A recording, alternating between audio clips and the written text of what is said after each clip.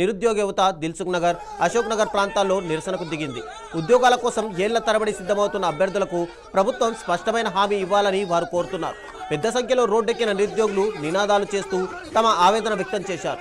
ఈ నిరసనలతో ఆయా ప్రాంతాల్లో కొద్దిసేపు ఉద్రిక్తత పరిస్థితులు నెలకొన్నాయి. దొంగలాగా వ్యవహరిస్తూ ఉన్నారు. చూడండి, ఇంత దొంగతో దౌర్జన్యమైన పరిస్థితి చేస్తూ ఉన్నారు. ఇదేమిటి?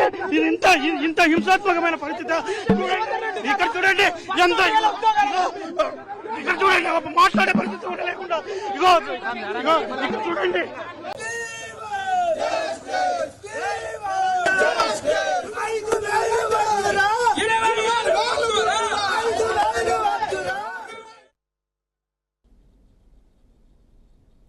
నీట్ పరీక్షాపత్రం లీకేజ్కు బాధ్యత వహిస్తూ కేంద్ర విద్యాశాఖ మంత్రి ధర్మేంద్ర ప్రధాన్ రాజీనామా చేయాలని కాక్రోచ్ జనతా పార్టీ తెలంగాణ నాయకులు డిమాండ్ చేశారు.